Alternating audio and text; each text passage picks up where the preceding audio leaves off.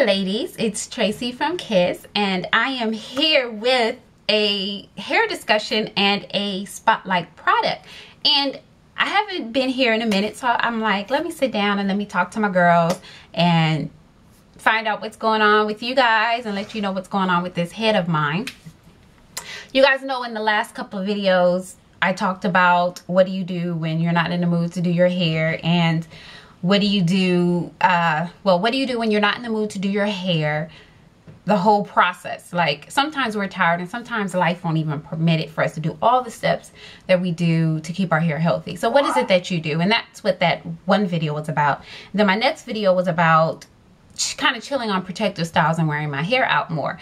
And I got some feedback about those, and people felt like I was being negative.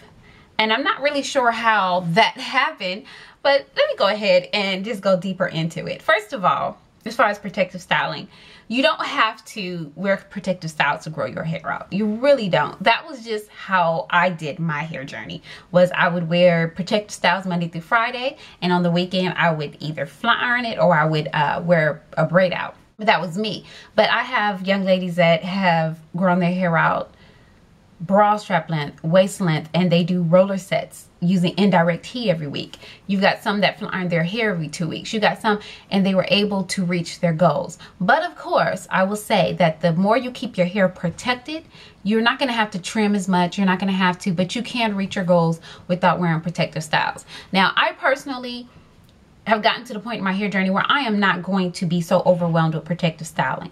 And I'm going to tell you why. Because you don't get to enjoy your hair when it's always protected.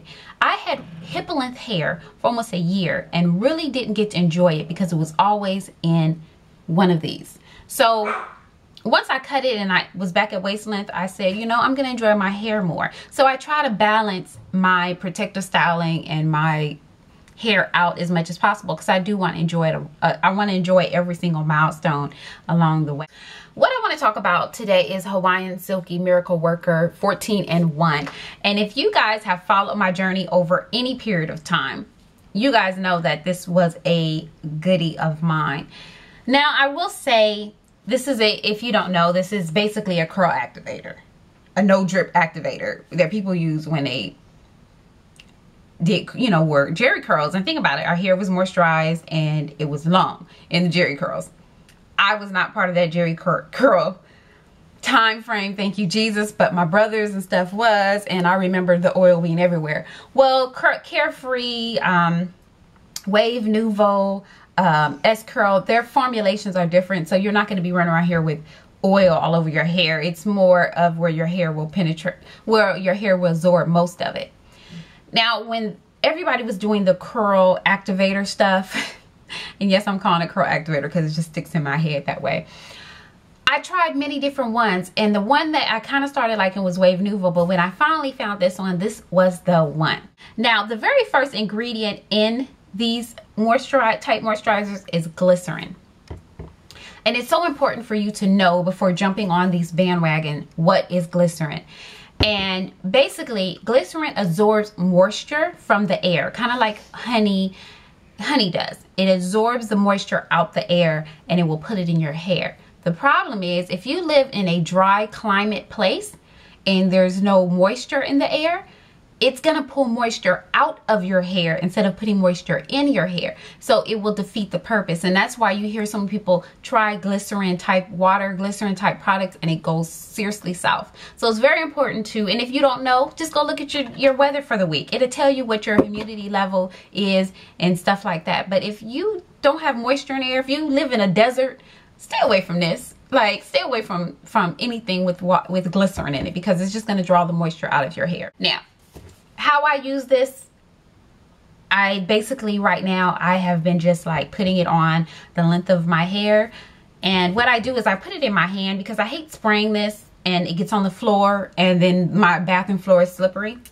because I actually do my hair in the bathroom. Basically spray it in my hand and apply it to each section of my hair, and then I seal it with the coconut oil, and then I put my hair in a bun. or braid it for my braid out for the next day. I just started back using this, so I will let you guys know how it's working for me, and I'll keep you guys updated. I'm still loving the Elastic QP Mango Butter Moisturizer, but once again, I'm trying to wean myself off of it because I feel like I love it so much, but it's one of the hardest products to get your hands on where I live. You know, other people are able to get it at their Walgreens. I have to go out of my area, and so that's gas, and I spend extra money on gas, and then I try to stock up on the product.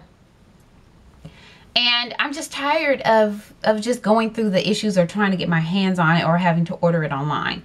I just want to be able to walk in my local store and buy it, and it's something that I can't do right now. So I'm trying to wean myself off of the Elastic Q Mango Butter. For the last week, I have been protective styling, and I've been wearing my hair in high buns and swoop bangs and stuff like that. So if you do want to see my protective styles recently, definitely go to my Instagram, and it's what's my Instagram? Tracy77 and check out those most recent styles. And I'm still rocking the braid outs, but it's getting further. It's basically, I'm ready to relax my hair. My last relaxer was February 14th, or the 13th, right before Valentine's Day.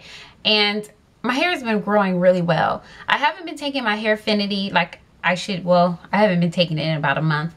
And basically because I was having some breakouts, so I just decided to take a break on it. I'm ready to relax my hair, but I'm not going to because it looks like I'm going somewhere at the end of the month, and I have a couple of things at the beginning of the month, so I'm trying to stretch it out a couple of more weeks. And plus, it's February 14th. It really hasn't been that long. I don't do long-term stretching anymore, but I at least try to keep my relaxers from 10, you know, at least 12 weeks. So I'm gonna try to stretch it out just a little bit longer. So braid outs are easy, because you guys have seen me do braid outs at 5 months, 6 months post relaxer. I'm just really trying to get my hair back in shape. You know, I did my thing with my hair journey, grew my hair all the way to waist length, took it to middle back length, then back to waist length, then to middle back length, then to almost bra strap length, and back to middle, because I decided to not relax my hair bone straight anymore. And it was basically like a transition, basically what it was. Even though I'm still relaxing my hair, I'm just not relaxing it bone straight. Some people call it texlaxing, but it was work, because I would have this bone straight hair, texlax hair, and then my new growth, which is a totally different texture than the other two.